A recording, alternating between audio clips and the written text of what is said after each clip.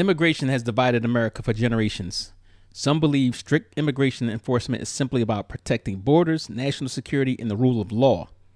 Others argue that race, ethnicity, and fear of outsiders have consistently shaped who America welcomes and who it rejects. Is today's immigration debate really about illegal immigration, or is it about who America believes belong here? Stay tuned. Are you ready for some controversy? Yeah. Are you ready for some fun? Yeah. Yeah. Are you ready for some laughs? Yeah. Let's get unfiltered with Cycle 4081. Good evening, everyone. So today's topic is going to be about immigration policy and whether it's about security or racism and xenophobia. So throughout U.S. history, immigration laws have changed dramatically from the Chinese Exclusion Act to quotas favoring Northern Europeans, and we know what that's about, to Japanese internment, to debates over asylum seekers, border walls, travel bans, and refugee admissions. The question isn't whether America has the right to secure its borders. Every sovereign nation does. The real question is whether that power has always been applied equally, or whether race and nationality have influenced immigration policy more than many Americans want to admit. So, kick it off. The first question I have for you guys is, can immigration policy ever be completely separated from race? Let me go with you, Paul, first. Can immigration policy ever be separated from race? Not in this country. Okay. Why do you say not in this country? First of all, we're talking about the United States of America. Just saying that word United States in this country is blasphemous. And the reason why I say immigration policy can never be separated from race, because the policy is built from racism. Okay. It's the foundation is racist. Well, no arguments there. So it's kind of ironic, and we're going to talk about it a little bit later. The founding principles and all of the type stuff. And I know we mentioned earlier about money and good intentions. But Dimitri, do you think the immigration policy here in the U.S. could ever be completely separated from race? No. Why do you say so? No, because there's too much going on with us as Black Americans and other cultural Americans. I'll give you an example. The race is tagged on to the tax, them not paying taxes and stuff like that. To me, that alone, it's not gonna be separated with the race, because it's too much. You know what I mean? That it holds. Okay. So I'm going to agree with both of you. And the reason why I'm going to say it is because the power structure here in the United States, if you challenge the power structure and it causes fear of losing that power structure, fear of losing that advantage, they're going to buck immigration, which can actually accelerate that. So I definitely agree with that, and I think that's what we're seeing today. But my question, again, why do you think immigrants from some countries seem to generate more political outrage than the others? Example, immigrants from Mexico, the biggest one. Why do you think they generate more? Right. And there's a logical reason, I think, but why do you think they generate more political outrage than the others? Okay. Follow off what I just said. I don't want to be the one to. I'll say it. I'll say it. Say it. Yeah, you said it. Hey, listen. Reason why there's more political outrage from other countries, because those countries have brown and black skin. Okay. Now, when Ukraine was coming over here, When the South Afrikaners were coming over here, they was laying down the red carpet. When European immigrants was coming over here, they was greeted warmly. They was given resources. They was given that.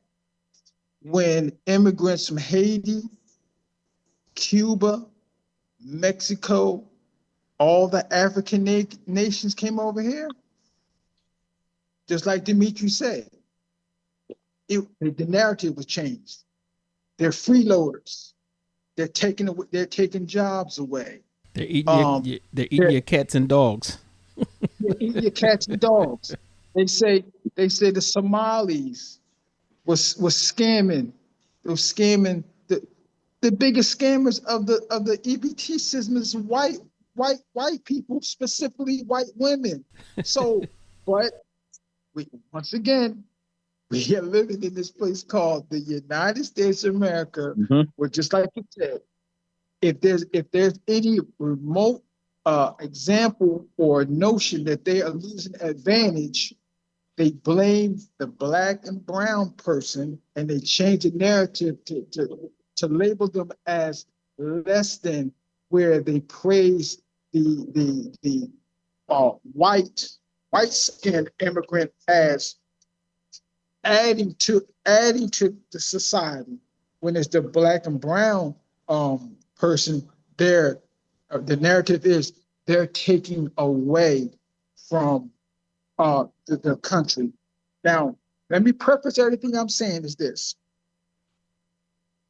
Even though I see that, I'm going to say this.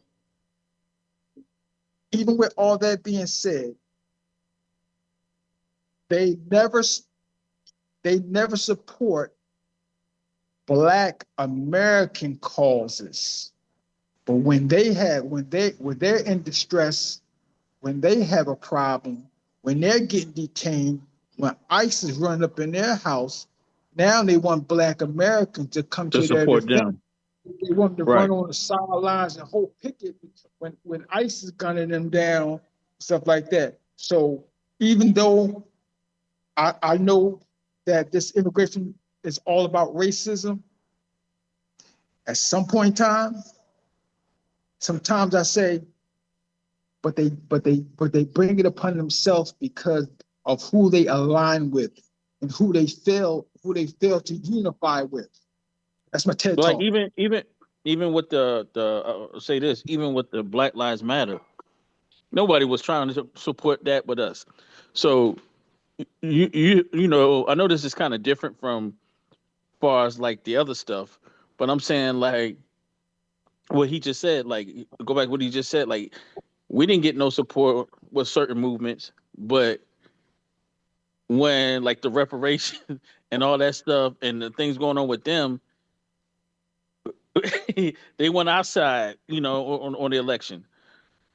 So I'm gonna say this, and I think this is a major reason why we have the biggest outrage. Now think about it. When you go into the corner store, right, or the Home Depot, or the restaurants, right, who do you see? Or the McDonald's, the Popeyes, Latinos, Spanish culture, exactly, right? So they know statistics. They're not stupid. They know the numbers, right? They know that the Latino population, Latino/Hispanic population, has overtaken the Black population in this country, and is growing. Not even including the ones that's coming in, you know, or sneaking in or whatever. They're growing while they're here. But yeah, so if you look at a lot of the restaurant industry, the home improvement industry, look who's working on those as flaggers, or who's working on those highways, right? Who's out there at the farms? There's a lot of Latinos there. They know the numbers. So I think automatically they fear that their numbers are going to dwindle when it comes down to it. And then add in the fact that, you know, little things that trigger them, like the when you call customer service and they ask, do you want it in Spanish or you want it in English? You go to the ATM machine. If it's, you got to choose Spanish, English, or French or whatever. The French part don't bother because who speaks French, right? So I think because there's such a big and growing population, that is what they fear, and they fear, losing that superiority. And if you look at even in politics, you look at some of the Latino people who are now taking some of those congressional seats and having a voice. I think that has a lot to do with it. But do you think opposing illegal, some people oppose illegal immigration. So should that be automatically an indicator or evidence of xenophobia? Xenophobia? Yeah. Xenophobia is when you have a fear or bias against people who are immigrants. As what's going on right now in South Africa. But do you think opposing, like if you have a strong opinion or stance against illegal immigration, does that automatically show that's evidence of xenophobia? I do. No, I don't think so. Go ahead. All right, we have one that says yes and one that says no. Dimitri, why do you say no? Because it's already kind of like expected. Yeah, that's how I look at it. Okay, so you say no because it's expected. Paul, you said yes because of what? I said yes because once again, let's go back to what you said about the fear. They fear losing representation. They fear losing the numbers are dwindling. Not only that, not only are their numbers dwindling, they're being eradicated because when other cultures are in here, now they're intermingling interracial relationships with their white women. Now they fear that their population is going to be, well, there was a study that said that, and I don't know how many years, but the white population will virtually be non-existent. Right. Yeah. So they're trying to prolong that as long as possible, and they're going to do any and everything, use every measure to derail or diminish that in any way possible. Well, all right, I'm agree with both of you on this one, right? So because it's not a easy answer to this. What you said and what we said earlier is 100% true. You're gonna have a large amount of them being xenophobes because they fear losing that power. They fear losing that numbers, and numbers is basically power, right? Pretty much in here in the U.S. Or that's the perception that we have. But in reality, is the numbers is money. But to what Dimitri said, I don't think anybody who has a strong stance against illegal immigration is automatically a xenophobe, because one, some people have the thought that if you're gonna come here, do it legally. I don't have a problem with you coming here, but do it legally. And also, if you're letting everybody else come in here illegally and then legitimizing them, what about my people who can't come over here because they're not a border country? Can I address that statement? Absolutely. You're right. But think about this. Let's look at legal immigration. Look at all the legal immigrants that was doing it right, that was going through all the required process, that were doing everything. Guess what's going on? Guess what happened to them? They were getting arrested at their immigration hearing. Yeah. They were going through getting that paperwork done. They were getting snatched up and getting. So they get there. Oh, we got to talk to you about something. They cancel the immigration hearing. So all levels of government were in cahoots to detain immigrants who were so-called doing it the right way. So to me, I don't see no difference between legal immigration and illegal immigration. All I see is that if you're black and brown and you're not, and they consider you a quote unquote not legal U.S. citizen, all deals are all. You're a target. Let me add on to what you just said as well. You mentioned the courts. Yeah. legally, technically, once they get into that process with the courts, Yeah. they're legal. Even if it's temporary, they're Right. legal. Right. And obviously, it's been shown that they don't care about that. They're going to snatch them up because, and we're going to talk about that later about why that happens and who's at fault for that. But I'm gonna start some early today. Give me a word of the day. I'm gonna start mixing this up. Give me a word of the day. Detained. Detained. Okay. The word of the day for this part 1 of this episode is detained. Do you guys know the difference between patriotism and nationalism? Anybody? Okay. I do, but I think it'd be good to explain it. Okay. Brian. But one thing I would like to say, I found out something like through people I work with and on the news. When they were sending a lot of these so-called illegal people back, rounding them up, do you know that had something to do with him saying the crime is down? They're fudging the numbers, but they're picking up people who are illegal and trying to say that they were the ones doing the crime. That's why everybody they pick up, they're murderers, they're rapists, they're doing all of these crimes. Everybody they pick up, they're labeling them with these titles.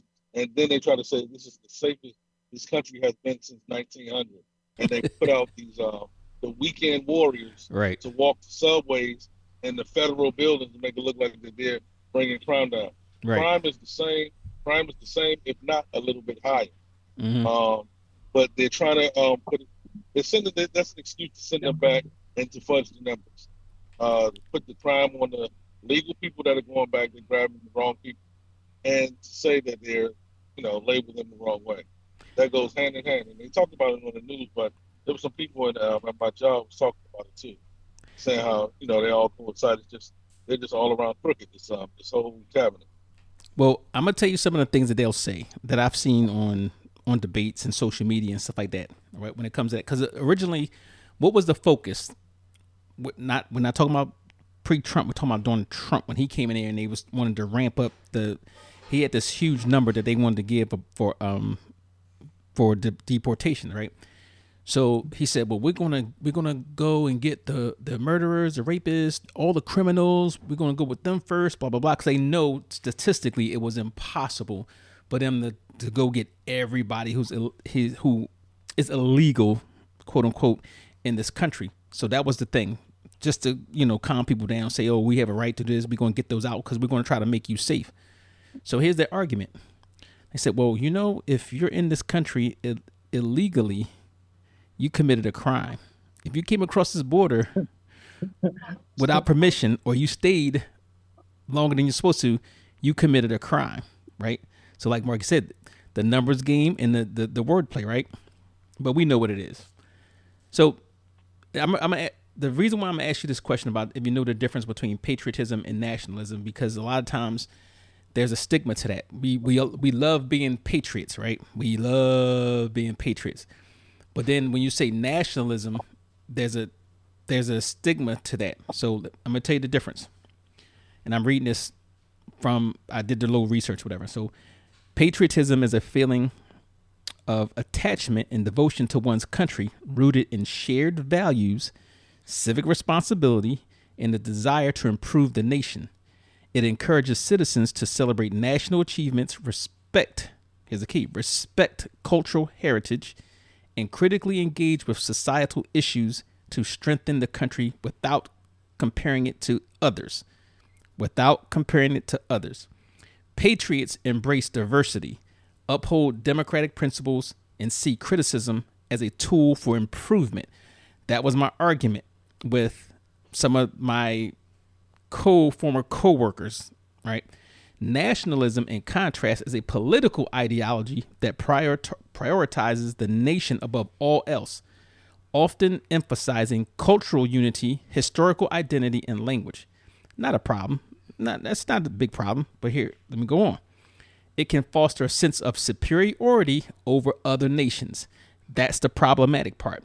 They demand conformity. Or if you want to come here, you need to conform to the way we do it over here. And they discourage dissent. Nationalists may view loyalty as unquestionable or unquestioning allegiance, sometimes leading to exclusion, xenophobia, or conflict with other nations. That is the problem. So I asked that question because in this country, we always hear one group of people say, well, I'm a patriot and you're not patriotic, blah, blah, blah, blah. Then you have other side will say, oh, they're just they're white national. Let me throw that on there. The white nationalists, right? So here we are in a country that came over here with Europeans came over here from, Ireland, England, France, Germany, Italy, right? And they all considered themselves different because they were different. There was no real white race at that time, right? So now when you have white nationalism, you basically grouped everybody due to their skin color. We're from Europe and you're not. And if we're from Europe, this is our country. And when you come here from other countries, you need to conform to European standards. Okay. So that's where the problem comes in. And I think a lot of people don't know, or they don't know how to differentiate. You can call them out. You see them on social media and all this, trying to be patriotic and all that type of stuff. But patriots promote diversity. Patriots criticize the government, to make it better. Nationalists believe it's our way or the highway. If you don't like it, we created everything. Like one of the senators said from Iowa, I forgot his name. He said that in Philly during the parade. They believe that we created everything. And when I say we, the American white. Yes. Right. So that is the difference. And I think people need to know that so they can stop, calling themselves patriots, and call it what it is. When you say it like that, second half of the definition sounds like America. Absolutely. Oh yeah. We got Wayne Crespo in the house. I see him. He's on the road. Yes, sir. Yeah, but I think that was that's kind of ironic, and we've seen it, especially in certain professions. And I'm gonna call my profession out particularly. They always want to say, let's be patriot. And let me say our profession, because we was military as well, right? So former military vets, police officers, firemen, all that type of stuff, whatever. You got to conform. We're better than you. Go in there and attack Iran, and the problem we had with Iran is because they did this, and this. Have no historical basis for it, right? Nope. And the historical basis that they do have is false, right? So I think that is one of the problems when you talk about immigration policy and all of the type of stuff, because they don't know the difference. Once they realize, hey, some people embrace that, like Stephen Miller. You guys know who that is, right? He knows he's a white nationalist. He's proud to be a white nationalist. But the problem with this country is they're so scared to call it as it is. If you believe a certain thing, then say who you are. Don't try to sugarcoat it. Say who you are. Let's look at the historical context of this country, right? So we're sitting here talking about immigration and immigration policy, right? And then we're talking about patriotism versus nationalism. We are talking about a country who came over to a land that was not theirs, took over the land from indigenous people. Then, by the way, change the name. Don't forget, change the name. Change the name, yeah. Oh, and by the way, we went to the Caribbean nations, went there, and enslaved the people there. Change the name again. Change the name again. Then on top of that, we said that we had the God-given Christian right and authority to go to another country that's not ours, not our business, and go in there and call ourselves civilized or getting them right or getting them straight. So all through these years, we've been going to other countries. We didn't We didn't have no respect for their immigration borders. We didn't have no respect for their cultural boundaries. We went to all these countries and we imposed this bullshit American nationalism, just like Brian said. Would you Either would you you call, go on, wait a minute? I have a question for you. Would you call it nationalism or would you call it something else? I call it was I forgot what was the term. Wayne, jump in there. Yeah. It was, Not the icing on his cake would be the manifest fact that destiny. Manifest destiny. That's what it was called. That's what it was called. But what is it? What is the ideology? That was a political thing. But what was the conquering? We were conquerors, Yes. conquistadors. Mhm. Look, we invaded countries. Not only did we invade America, right? But we turned around and created a legal system in which you couldn't do the same thing to the people who invaded and who took over the country. You couldn't do the same thing to them that they did to the country. I'm glad you mentioned that because that was going to lead me to what I was about to say. I'm sorry. Did you finish what your part was, Paul? No. Yes. Okay. Go ahead. So I was just looking at the audacity. We talked about I got into this conversation, not even a conversation, it was an online debate, right? This guy said something about Iran. We need to go in there and they're doing this, and this, whatever their issue is. They want to go in there and it's our job to regime change, to change who's in charge of them, right? So getting back to the whole the white nationalist thought or the white supremacist thought, that's the term I was looking for. I'm talking about the country and their policies. We wouldn't allow another country to come in here and arrest our politicians for war crimes. But yet, in that same note, you will go in there and invade Venezuela, a sovereign nation, and arrest their president, right? Who does that? And the whole ideology of Americans here, we think that's okay, that we can go in all these other countries and arrest their heads of state. But we don't even want to be a part of the ICC, the International Criminal Court. Go ahead, Wayne. Which is a form of war crime. They're not conforming to Geneva Conventions or United Nations. Exactly. By the way. Exactly. Oh, we could go on a lot on how we talk about justice and we go in there. We, as in the U.S. and their policy, go in there and attack fishing vessels in the Caribbean. Yes. Right. See, back in our history, Theodore Roosevelt had created a statement. He said, one of them says, "Speak softly, carry a big stick." Right. Right. That was what he's saying was give justification to saying American sovereignty rules everything. That the what we do is what we do. The consequences of crime don't apply to us because we can go to your country and we can go in there and take what we want or invade it or do what we want because we the United States, because we the sovereign country. That's the most white supremacist mindset ideology.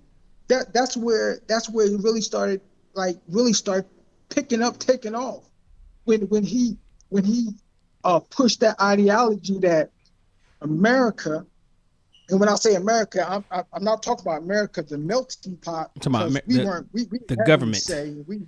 The government that we can go to your country. Who's in charge? What y'all got going on? If we think it's not in our best interest for what you got going on to be played out, we're gonna go ahead. We either gonna change the situation by creating rebellion, because we go in there, we create these problems. Or if your leader do not comply with us or work and step with us, we're gonna remove him or we're gonna get him assassinated. Absolutely. And it's that's called the United States of America. That's what we call the United States of America. One of the biggest terrorists. And I'm gonna say this. I don't want to say that to be inflammatory, But if you look at the history, the facts, we have done that all over the world. Going back to Iran, since Iran's the top topic, when they say, well, they hate us, they're trying to get these weapons, they're trying to do X, Y, Z, and it said, we have to go in there and change their leadership. What right do you have to change their leadership? What right do you have to say they can't defend themselves by seeking nuclear weapons, right? So I took the speak softly and carry a big stick was that to be powerful, but don't be, braggadocious about it. Don't be the bully. When you have to show that you have that stick, you use that stick. But we're, and I hate to say it, because I still love this country because it's the country that I was born in. My family's been here for over 200 some odd years or more. But, you got to call it as it is. We have been the biggest terrorists on the world stage. We have been the imperialists to this day. We have assassinated world leaders. We have, funded coup d'etats for other countries. We do put in foreign policy that's unfair, criticize others, sanction others when we don't like what they do, right? That is the biggest bully, the biggest terrorist on the block. So, but getting back to the history of things, has America historically favored immigrants from Europe over, and I'm gonna throw a stat in there too, from Europe over immigrants from Africa, Asia, and Latin America. Historically, have they favored Europeans? Of course, yes, absolutely. Here's a I'm question. laughing. I'm laughing. Like, was that a question? Yeah, like. All right. So, all right. The proof. All right. So back in the 1800s, when Africans here in America who were born and raised, been here for generations, and when they were supposed to get their, I don't like to use the term 40 acres and a mule because that actually only applied to a small select group, but Yes. all this land that they was giving away, all this Yes. land, they invited immigrants from Europe, Yes. the Irish, everybody from Europe to come over and take all this freed land instead of giving it to the freed Africans who built this country. The economic powerhouse that this country was built on slave labor, right? So you're looking at that. You're looking at the huge boats that came from Germany, that came from Poland, that came from Italy, that came from Ireland, that came from the UK. All these things, Spain, right into New York Harbor, right? So you can track that back from the 1700s all the way to the early 1900s. Now, let me throw a stat in. Can we all agree that they've traditionally favored Europeans? Yes. All right, so let me give you a stat. The majority of immigrants to the United States today come from Asia and North America, with Asia slightly leading in recent years. But the stat goes, let's go back to 2022. Nearly 43% of new authorized immigrants to the U.S. arrived from Asia, making it the largest source continent, followed by North America at 29%. Now, North America, we're looking at Mexico and Canada, but obviously we know where they're coming from. Europe, only 14%. All right. So I'll tell you what hasn't changed. Let's throw the numbers down there. Asia at 43%, North America at 29%, Europe at 14%, South America just over 7%. Where's Africa? Yeah. At the bottom, Africa? 6%. And I'm not going to count Oceania because that's too small, but 6%. 6%. Right? Okay. So the countries of origin include Mexico, which alone accounted for 10 million immigrants historically and remains the largest single country source, followed by India and China. And obviously, going back in the day, they brought the Chinese over because they wanted the Chinese to help build the railroads and stuff like that Yeah. and then they wanted them to leave. Go figure that. So it has been a shift in the number of immigrants from where they came from. But now it's the problem because when you invited all those European countries, the Italians, the Germans, the French, the Irish, the Indians, I mean, not the Indians, the English, the Norwegians or the Scandinavians, right? Now that most of these people are coming from China, Asia, India, obviously, when you say Asia, you know where they're coming from. You could tell. India and Pakistan, right? Yes. So now there's a problem. Now they fear losing that power, fear the new culture that's coming in, right? Oh, they control all the convenience stores. Oh, they control all the Dunkin' Donuts. Oh, they control all the little hotels, which, on his face looks like it's true, right? But it wasn't a problem when the Irish owned, whatever they owned, and the Italians owned everything, Or the Polish. and compare. Who were the biggest criminals back then? The Italians. The Italians. The Irish. And the Irish, exactly. And surprisingly enough, the Jewish people. Yes. Right? Yep. So hypocrisy is the one theme that goes through American history from its inception all the way to the very end. So with those stats, it kind of it tells you what the situation is, and it's fear. If immigration is only about legality, and that's what some people say, this is their big argument, it's about what's illegal and what's not. Why do debates often focus on specific ethnic groups? Do we have to say it? Because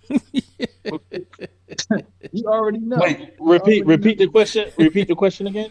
Question was, if immigration, they say, this is one of their arguments, they say if immigration is only about legality, whether they say they don't have a problem with people coming here legally, they have a problem with people coming in here illegally.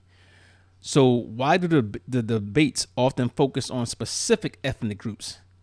The Haitians, the Mexicans, Right. and if you're stupid enough, the Puerto Ricans, Somalia. even though they're U.S. citizens, right? This is what they say. I know Wayne wanted to jump in there with. Yeah.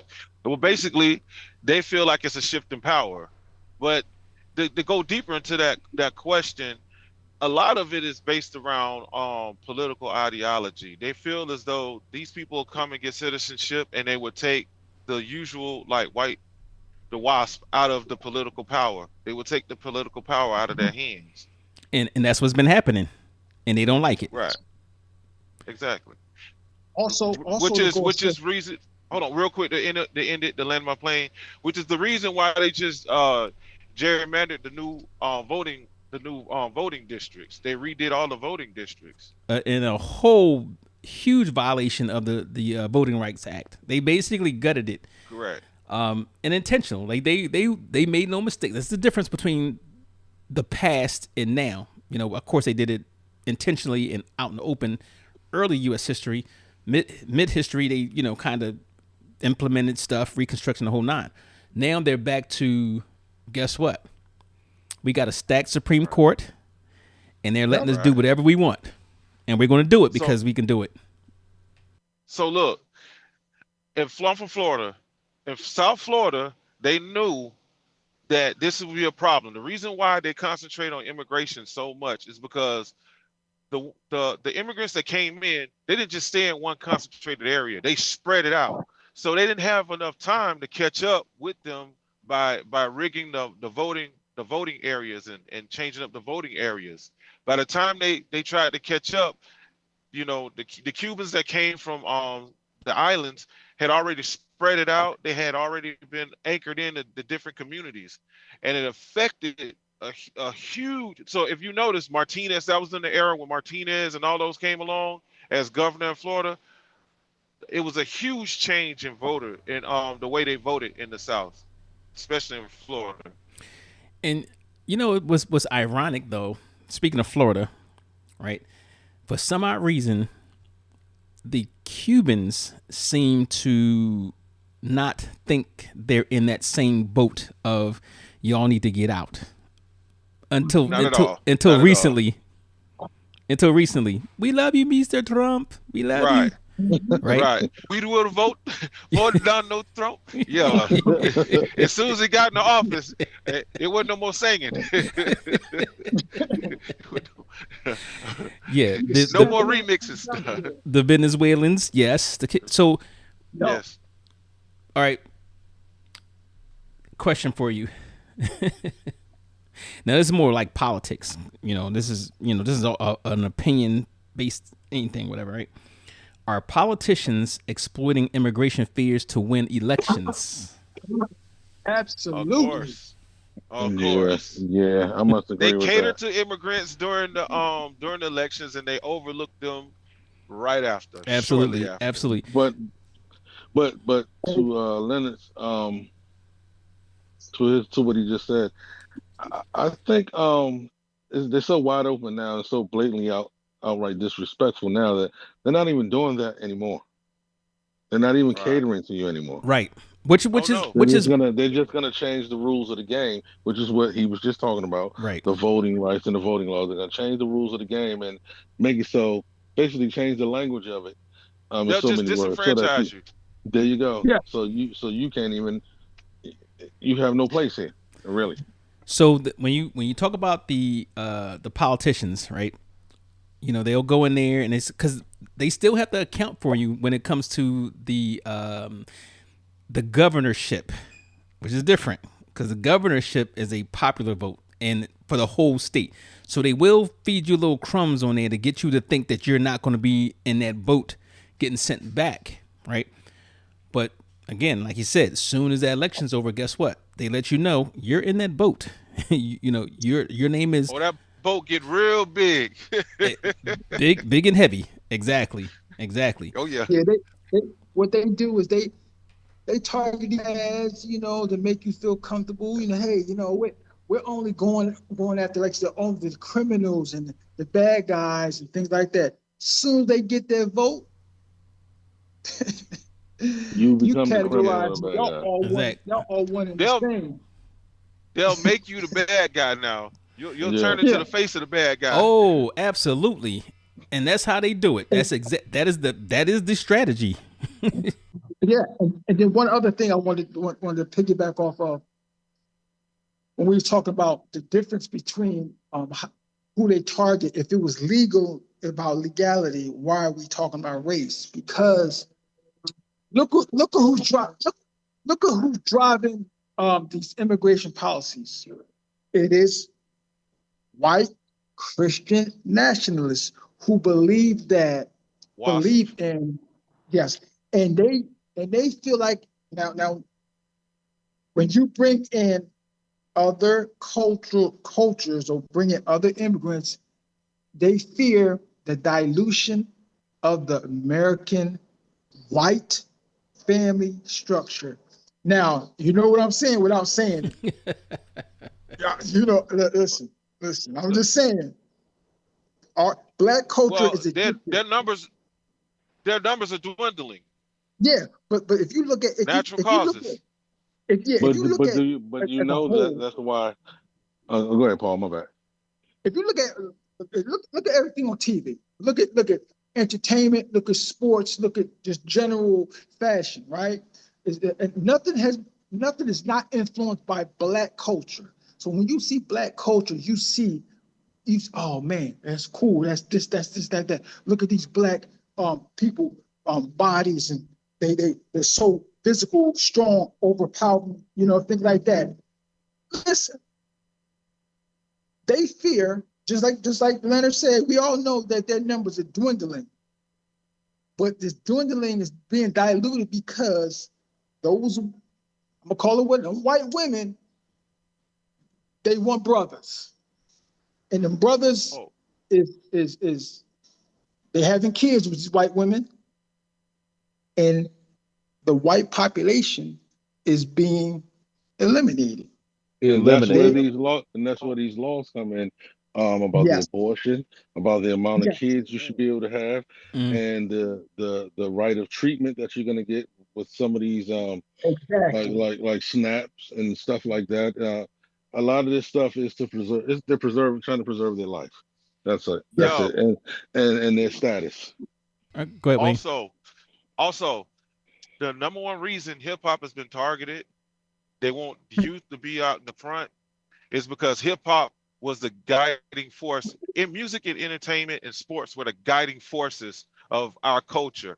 So our icons came out of majority of our icons came out of that area, and that's 60s what and led 70s. our culture to control the world.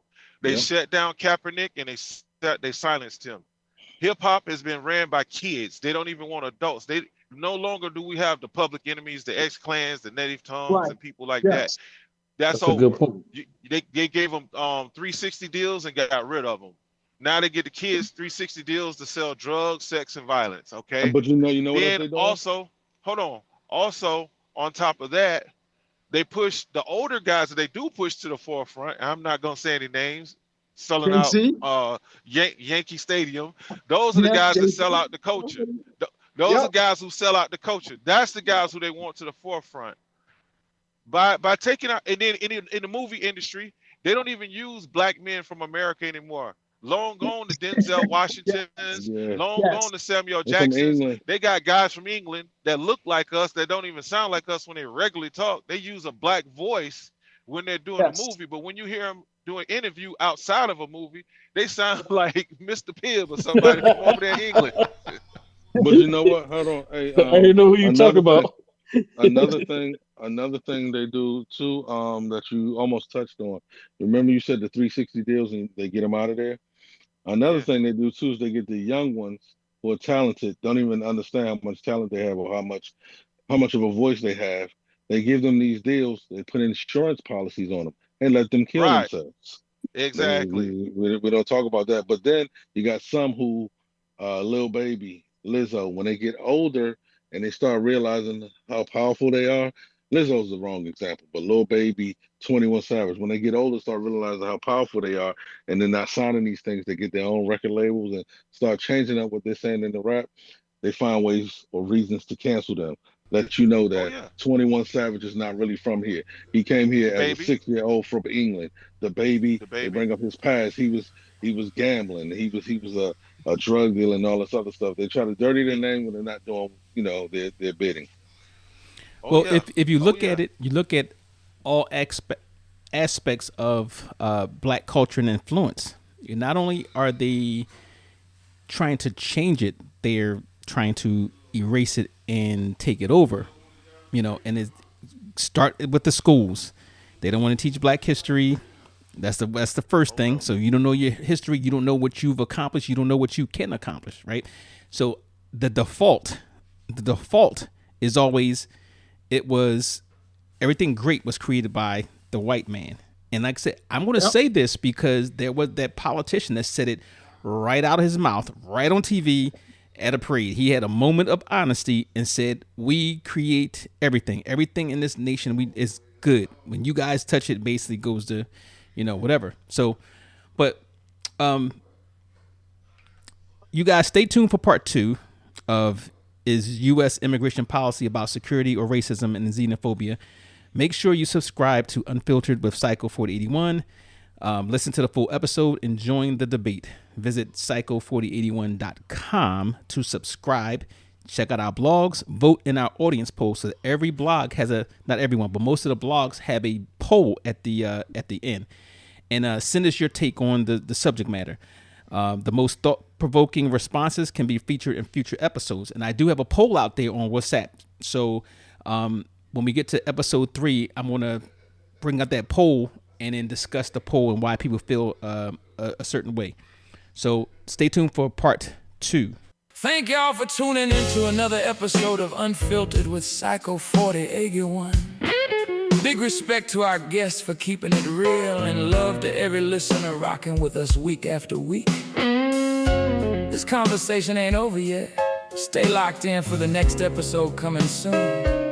Until next time, keep it unfiltered with Psycho 4081. Thank you.